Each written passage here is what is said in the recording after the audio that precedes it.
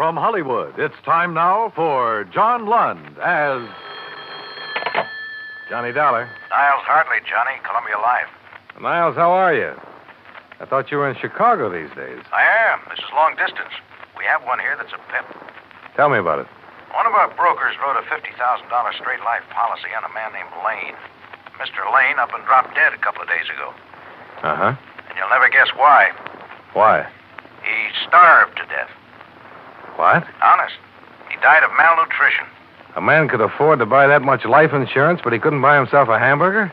Interested? Very. Get yourself an airplane, boy. I'll be waiting for you.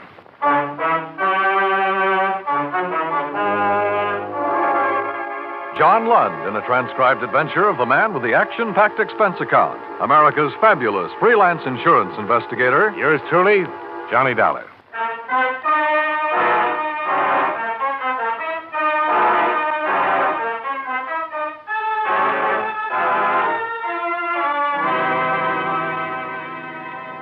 Expense account submitted by Special Investigator Johnny Dollar to the Columbia Life and Accident Insurance Company, Meston Building, Chicago, Illinois. The following is an accounting of expenditures during my investigation of the Chicago fraud matter. Expense account item 1, $78.13. Plane fare and incidentals, Hartford to Chicago. I had breakfast at the airport, took the limousine into town, found a hotel room, then checked in with Niles Hartley at the claims division. Chicago's blustery climate seemed to agree with him. He was a little bigger than I remembered, a little ruddier, but efficient as ever. I wrote a special delivery to the Insurance Commission in Springfield this morning. Explained we were holding up payment pending a routine investigation of the claim. Uh-huh. But the faster we move on this, the better off we'll be, Johnny. They're going to ask questions, and we'll have to get ourselves some answers. They asked any yet? No, but the beneficiary is Lane's sister. Her name is Lydia Staley. She's called them, and she's called us a couple of times wanting to know what's what. Tough. She could be, I guess. She has money of her own, some influence, and so on. A lot of money? Trust stuff. Very comfortably fixed. But she's pretty upset by the whole business. You see, I had to stick my horn in right away and request the coroner to hold the body until we got something done. How so? Lane died on the street with no identification on him. By the time they did find out who he was, a routine PM had already been performed to determine cause.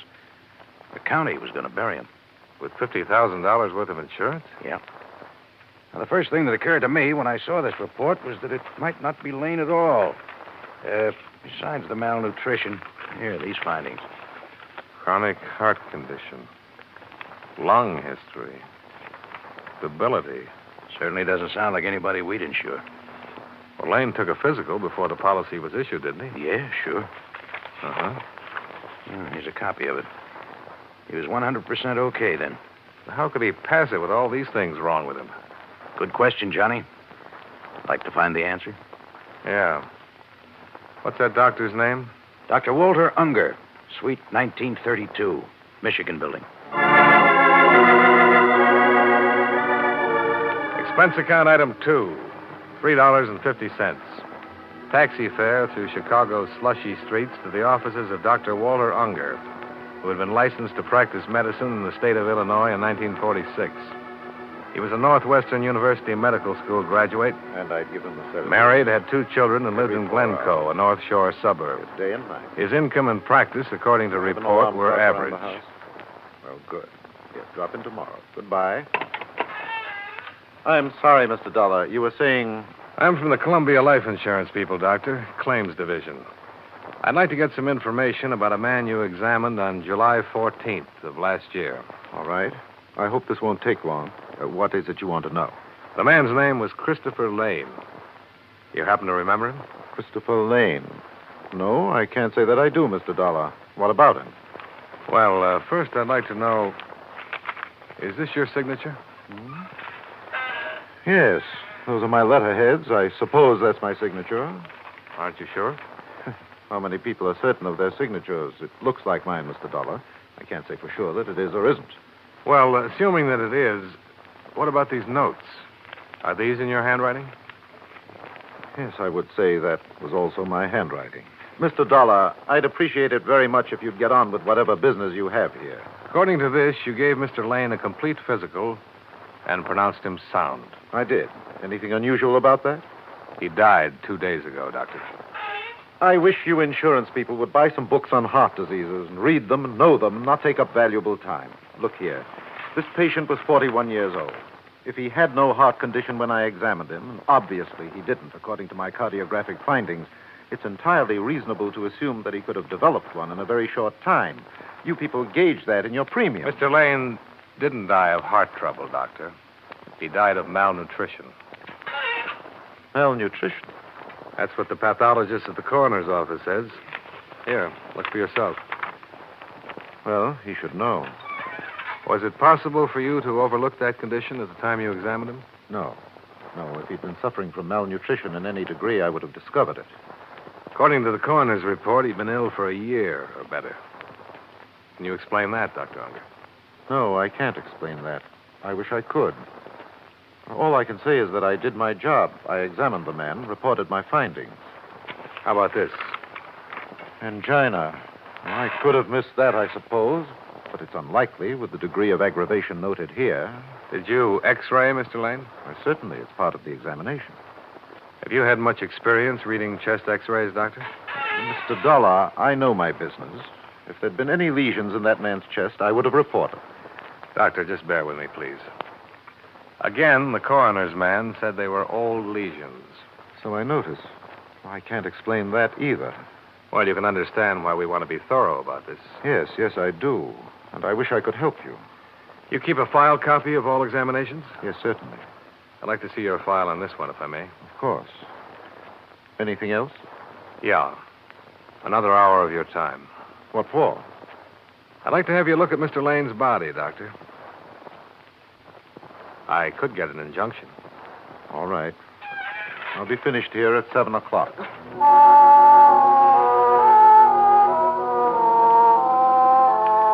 Expense account item 3, $6.50, more cab fare, to and from City Morgue.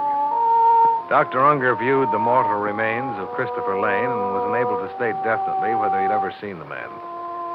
The next day, all of the personnel connected with Dr. Unger's office made a trip to the morgue. None of them recognized the body either. However, I had better luck with the elevator operator in Lane's apartment building.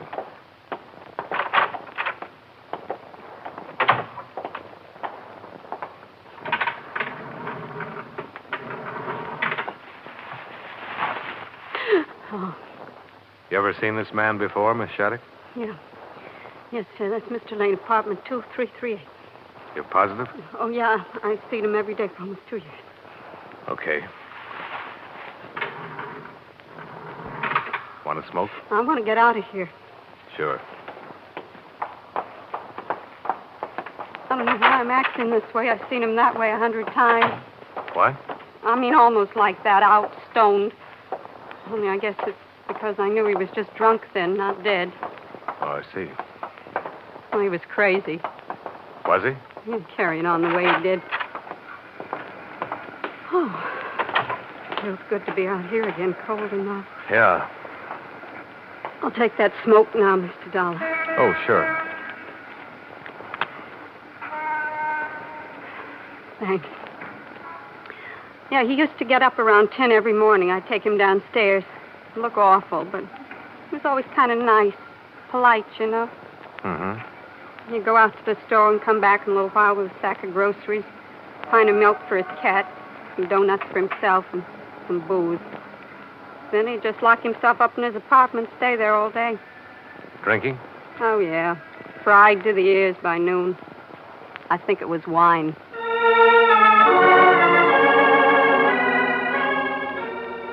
The janitor and the maid, as well as the doorman and the desk clerk, further verified the fact that Lane had been drinking heavily for better than 18 months prior to his death. No one seemed to know why, not even his sister. She turned out to be a woman of 30 or more, well-tailored, well-groomed, and bad-mannered. I wish you'd take your briefcase and get out of here, Mr. Dollar. I'm sorry you feel that way, Mrs. Staley. Chris drank himself to death. I don't know why. I just know he did it. He's dead. He named me his beneficiary. Now, why don't you pay me what you owe me? We will, Mrs. Staley, if the circumstances are right. So far, we have a reasonable doubt. Oh. And this investigation is for your benefit as much as it is ours. What do you mean by that? When we've satisfied ourselves one way or the other, your claim can be settled. Well, what is it you want to know? I haven't seen my brother in over a year. I can't tell you anything about him. Were you on good terms with him? Of course I was. Left me his insurance money, didn't he? Understand you're a widow, Mrs. Staley? I don't see what bearing Do you that have any has- dependents? No children, if that's what you mean. And the insurance money would have gone to you alone? Let me correct you. The money will come to me alone. I don't know what you people think you can do trying to weasel out of this, but I've already spoken with my attorneys, and they've advised me to sue for an immediate settlement. Are they aware of the facts of this matter? They certainly are. And they still advise you to bring suit? They certainly did. Well, perhaps I can save you some fees and them some time. Who are your lawyers, Mrs. Staley? Never mind. You'll find out soon enough. All right, I'll tell you what I'd tell them. You can pass it on. Your brother could have died quietly in his bed one night, and any doctor would have pronounced him a heart failure, and your claim would have been good. But he made the mistake of dropping dead on a public street, and the police took over. And before he was properly identified, an autopsy had been performed. Yes, and I'm going to sue the city for And from that autopsy, we know your brother couldn't possibly have passed an insurance examination. But he did pass it, Mr. Dollar. He came to me the day after he'd taken the exam and told me I was his beneficiary. You said you hadn't seen him for over a year. He took the exam last summer. All right. I saw him that one time. He might have come to you, but he didn't come to you about passing that exam. Now, listen here. Your brother never took that exam. What? Someone went up to the doctor's office and took it for him. Mrs. Staley, we aren't fools. Now, we're going to find out who that someone was and how it was done. We're used to all sorts of tricks in this business, and all sorts of bluffing, too. You can sue us for settlement. You can sue us all over the place. With what we have right now, we just love to meet you in a court. I'm talking facts to you, Mrs. Staley, and I wish you'd talk them to me. Get out of here. Get out of here, you cheap snooper, before I call a policeman and have you thrown out.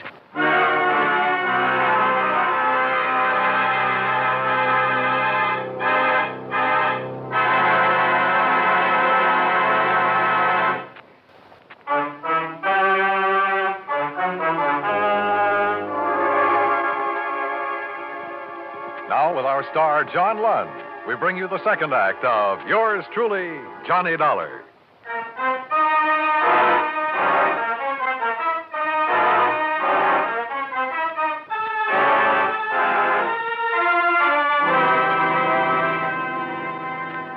I started the case with an autopsy report and a dead man who should never have been insured. The doctor who examined him and passed him couldn't explain why. His sister, the beneficiary, explained even less. I left her under the surveillance of a leg man provided by Niles Hartley and decided to talk with the insurance broker who'd written up the policy. His name was Rutherford, and he looked insurance from the top of his iron gray hair to the tips of his highly polished brown shoes.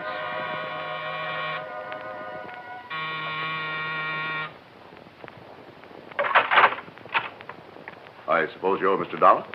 Mr. Rutherford? Yeah, come in. I was surprised when you called me. We're trying to wrap this thing up, Mr. Rutherford. I understand.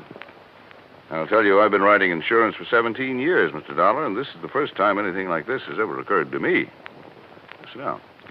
I believe you, Mr. Rutherford, and your record. Oh? You've looked into me? Well, you know, we have to on a thing like this. Just a matter of routine checking. Yeah.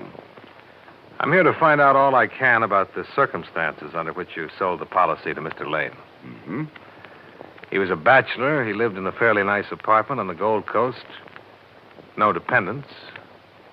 I'd like to know what made him a prospect. Well, actually, it's more of a personal thing, I suppose. Mrs. Rutherford and I were interested in buying a home in Wilmette a couple of years ago. It was one we liked on Sheridan Road. The agent happened to be this man, Lane. That's how we became acquainted. Oh? Lane was in the real estate business, on and off. Actually, he didn't really have to work for a living at all. He had a fairly comfortable income from trusts set up by his father. Did he do very well in real estate? Well, I don't really think so. I don't think he worked hard at it. You met him when you were out to buy a house. Did you buy it? No. My wife died suddenly, and I had no need to buy a house. But he bought insurance from you. Yes, eventually. You say this was a couple of years ago. Mm-hmm. Did you try to sell him right away? Oh, I don't recall. I called him now and then, had him over for dinner. I was surprised, frankly, when he decided to buy. Uh-huh. What kind of a man was he? What do you mean? Well, your opinion, Mr. Rutherford. Well, just a client, Mr. Dollar. I treated him the same as any other client. How did he look? Hmm? Oh, pale, thin, healthy, emaciated. What? He looked fine to me. I noticed you arranged for the examination. Yes.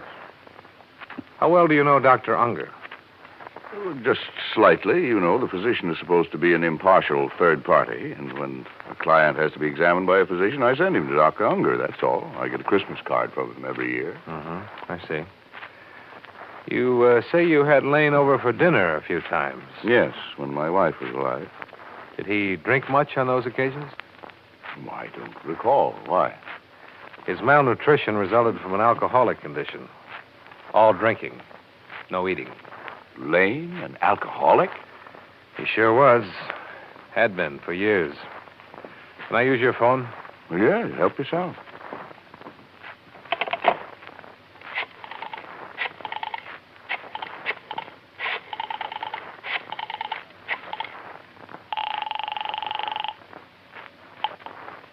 Hello? Johnny Dollar, Niles. Oh, glad you called, Johnny. I'm trying to reach you. What's up? Mrs. Staley's fighting back. Huh? Her lawyers served notice on us an hour ago. Well, nothing to worry about there. Just a bluff. Oh, but this wasn't. She made the coroner release her brother's body. Took it to a crematorium. Exhibit A is a pile of ashes by now. Oh. I can try something here. We'll try it. Right. Mr. Rutherford. All finished? Yeah. Mr. Rutherford, I'm afraid you're in a little trouble.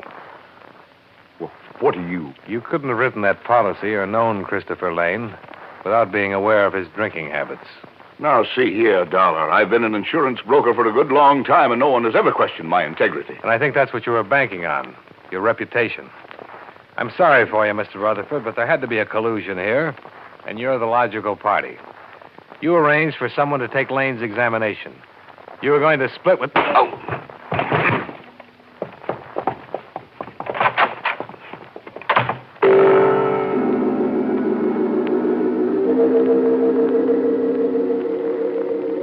In the 3 minutes it took me to get my breath inside of me and my feet under me, he was well away and out of sight. I used his telephone a second time. I told Niles Hartley what had happened and then made a beeline for Lydia Staley's place. What do you want? I'm here to tell you about all the trouble you're in, Mrs. Staley. Rutherford's given it away. Given what?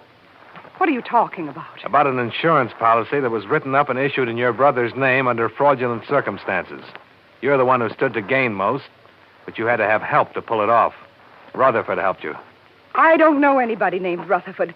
Now, look here, you look here.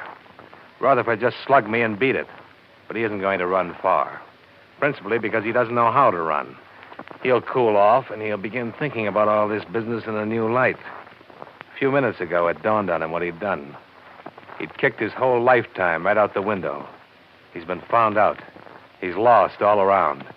And he's going to be mad. And you're the one he's going to be mad at. I told you I don't know anybody named Rutherford. Well, then I'll tell you. He'll probably want to kill you. Oh. Do we talk now? I don't see why. I've done nothing wrong. Who took that physical for your brother? He took it himself. You got your brother drunk enough to sign the insurance papers, didn't you? I had nothing to do with them. Okay, Mrs. Staley. We'll get it all from Rutherford. Yes.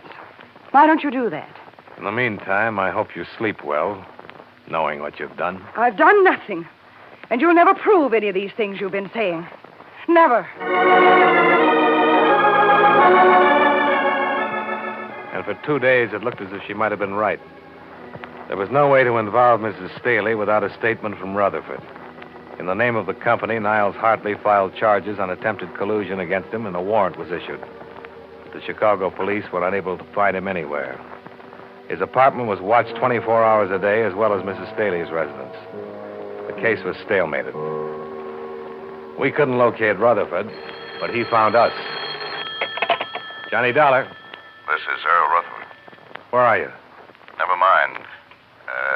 Dollar, they all know about me around Niles' office, huh? Just Niles and me. I'd like to explain some things to you so you can pass them on to Niles. I'd like him to know why I did it, and, before I leave town. You won't get far. There's a warrant out for you. I can get away, all right. Rutherford, Columbia doesn't want to prosecute you on these charges. The notoriety would be bad for them. If you'd make a statement, sign it, I think I could talk them into dropping the whole matter. Maybe we'd better get together? Come on over. No, I'll meet you at the Dearborn entrance to the Drummond. 15 minutes? I'll be there. Right.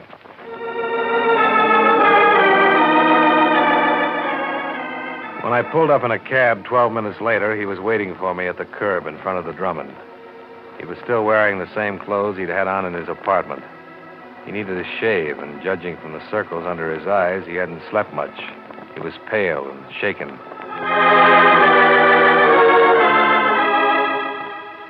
Expense account item 4, 51 cents. Coffee and donuts for both of us. I met Lydia right after Miriam, my wife, died. My children are both grown and married and have lives of their own. I guess I was very lonely. Sure. I became interested in Lydia, and we had a great many things in common. Seemed like the thing to do. I asked her to marry me. Nothing wrong with that. You don't understand. She laughed at me. No, I don't understand. I guess I'm not an exciting man, a witty one, or... She made me feel as though all my life had been hopeless, a waste. And I'd missed a great deal. I asked her, Mr. Dollar, what is it? What do you want out of life? Is that when she brought up the proposition? I guess that's what gave her the idea. The trusts pay her $500 a month for life, and my commissions come to that. We could have lived very comfortably on $1,000, but Lydia talked of traveling, of Europe, of clothes. I don't know, things her family had had once. She wanted $50,000 in cash instead of money just trickling in every month, huh? I suppose so. I didn't understand her motive at first, but go on. Well, she told me about her brother Christopher. He was a drunk. The doctors in New York gave him 2 years. I paid a man $100 to go to Dr. Unger's office and take the physical. What's the man's name? I wouldn't tell you that, Mr. Dollar. He's not involved in anything, and I don't want to get him into any trouble. After Lane was insured, you were going to wait for him to die? That was the general idea. Once I'd done it, it was too late to turn back. I mean, I wanted to at times, but a cancellation on a policy that size would have been hard to explain. You're leaving something out. She had you, didn't she? Hmm? You were the goat. Legally, she was clear, right? Yes. She still is, isn't she? Unless you write all this down, and we can hold it over her head to prove collusion. You speak to Niles?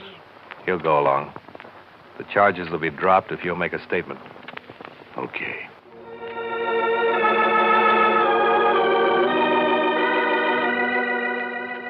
Enclosed, find notarized statement of Earl Rutherford explaining his part in the attempted collusion regarding policy 678JN23L. True to his word, Niles Hartley dropped charges against Rutherford upon receipt of the enclosed.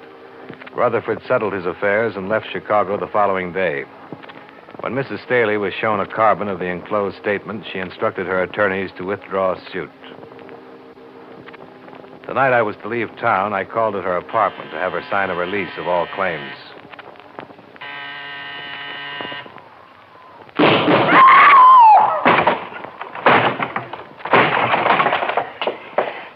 Help me, Mr. Dollar. Which way did he go? Help me. Please, help me.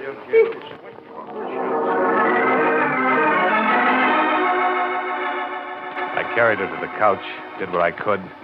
while startled tenants phoned for an ambulance and the police. After that, I began looking around. I found a dark stain on the windowsill leading out onto the fire escape, and on the floor, a blood-stained letter opener. There was no gun anywhere in sight. I decided that if I'd been stabbed with a letter opener, it'd be easier to try 3 flights up to the roof than 14 down to the alley. I was right. Earl Rutherford was hanging over the top ledge of the building, firing down at me. I ducked into a window frame, 1 flight away from him. Get away from me, Dollar! You know I won't, Rutherford. You missed by a mile. You'll have to come down. It's the end of the line for you. Don't do anything foolish! I'm coming up after you. Come on, then. I'll be waiting for you.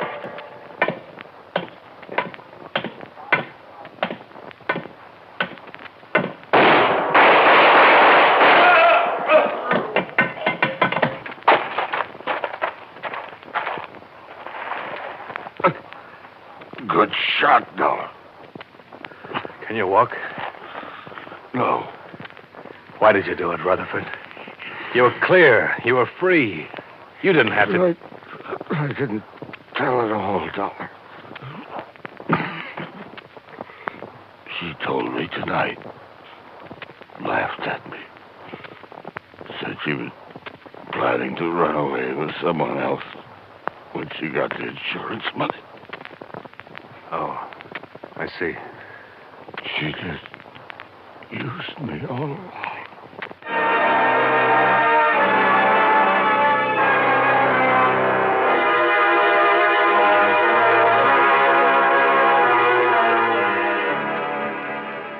Earl Rutherford died on the way to the receiving hospital. Mrs. Staley was dead when I got back to the apartment.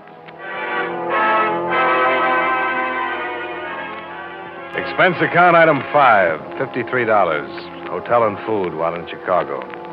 Item 6, same as item 1. Fare back to Hartford. Expense account total, $219.77. Yours truly, Johnny Dollar.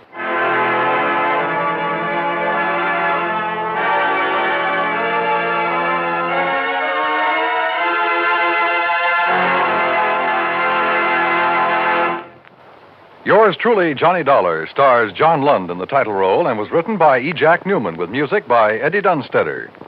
Featured in tonight's cast were Jack Moyles, Edgar Barrier, Peggy Weber, Mary Lansing, and John McIntyre.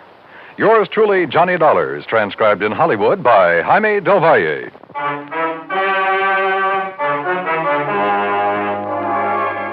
This is Dan Cubberly, inviting you to join us next week at this time when John Lund returns as... Yours truly, Johnny Dollar.